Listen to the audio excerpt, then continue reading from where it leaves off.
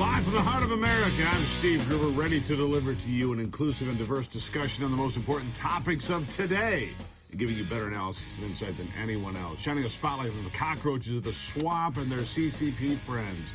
Here are three big things you need to know right now to start your day. Number one, Alec Baldwin is off the hook for shooting and killing his producer on the set of the movie Rust.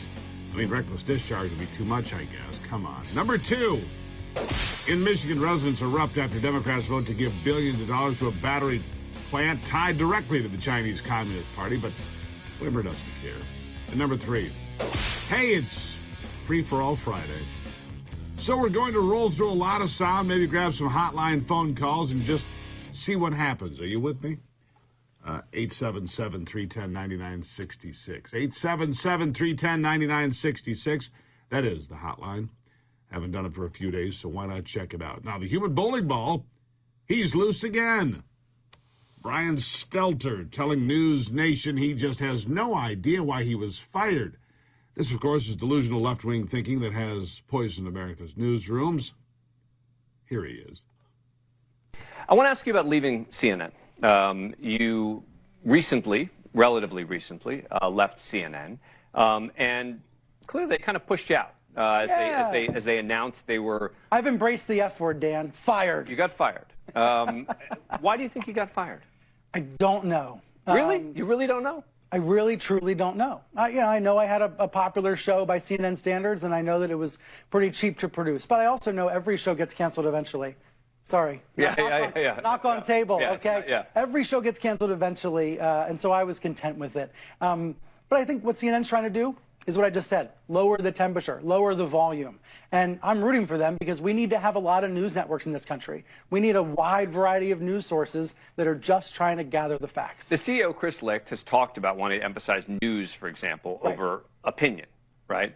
And do you think you represented the kind of opinion, particularly from the left, that Chris Licht wanted to distance himself from? Because I think that's why he ended up letting you go. Well, I'm just going to let you say it then. Yeah. I think we were doing really fantastic journalism at CNN for the 9 years that I was there. Yeah. He is a left-wing hack who mocked serious news stories, injected himself into the story far too often, and he doesn't know why he got fired. That's the problem with newsrooms today, has been for a long time, ever since the book Bias was written years ago now. Bias in the investigation went into newsrooms, and these people don't think that they're biased at all. They don't think that they're biased at all. They think that they think like everybody else when really they don't. And see, and that is the way the message gets crafted. What we're thinking here is normal. And if you don't think this is normal, then you're extremist. You know, like believing in the Constitution or the freedom of speech or the Second Amendment, that's extremist thinking now in America. Okay? And how far in the mental ditch are we? Well, here's a member of Congress that actually says there's inequity in the design of female crash dummies. But this is from the same lot that can't define what a woman is. I'm so confused. Anyhow, listen to this. You also plan to make important investments to address the roadway safety crisis, including the critical funding that would accelerate the development, and this is an area I've written to you about, of the use of female dummies in crash testing. This will start to fight the gender inequity among vehicle safety and crash victims. There's some inequity in vehicle crash dummies, apparently. Who knew? I mean, there's got to be a level of dedication. When you get up in the morning to be offended, when you can find something, I mean, there has got to be a level of dedication to your craft. I'm going to be offended today by something, damn it, I'm going to find it. Crash dummies. What about female crash dummies? Can you imagine you're focused that much? Focused that much just to get that done. But she's a riot on a Friday night at a cocktail party. For Democrats, it's always about politics and securing the agenda, of course. Real people and crime victims, not a priority. Not for Joe Biden and his team, not KJP. Here she is talking about. I mean, it's just not a priority. You don't matter. Listen.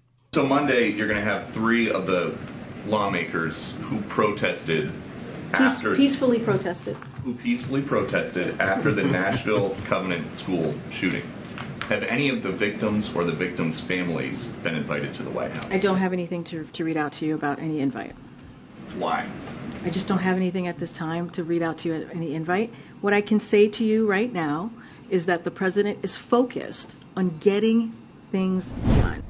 Yeah, the only thing he's focused on getting things done. He's going to apparently announce his reelection bid. Next Tuesday is Joe Biden. That's what the rumors are coming out of the swamp. Swamp gases are belching out. It says Joe Biden next Tuesday. Announcing his reelection bid at the age of 80. Okay? He'll be 82 by the time he would start it. I think that's right. Is it 82? No, let's see if he's 80 now. 81 in December. 82 in December of, I mean, it's just ridiculous, right? So he'd be 86 when he's, finishing up the second. 86. He's not functional now. Not functional now. I mean, he gave us great victories in places like Afghanistan, but that was a complete disaster. Remember how we were told no Americans were going to be left behind in Afghanistan?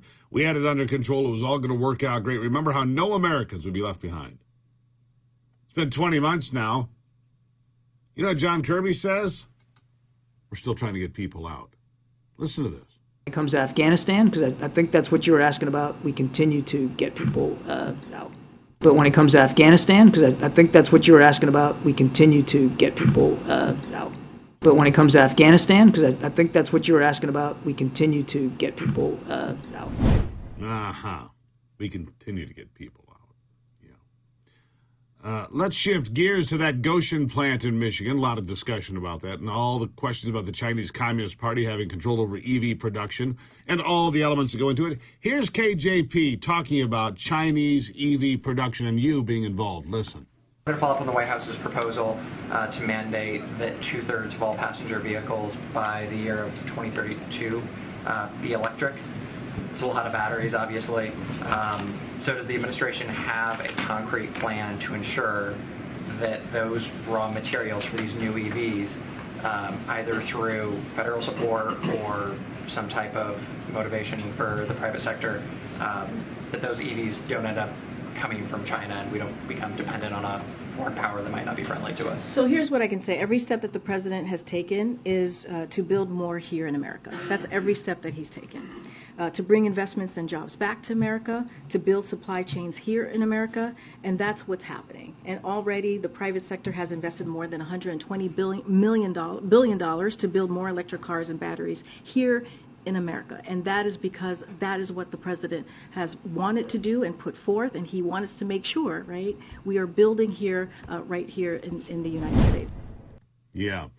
Right here in the United States, we're going to build things under the guise of the CCP. That's just what it is. They can try to deny it all they want. The connections are all the same. These companies are all owned and controlled and directed by the Chinese Communist Party. That's why we have police stations in New York City and everything else that's going on. That's why. It's the Steve Gruber Show. I'll be right back.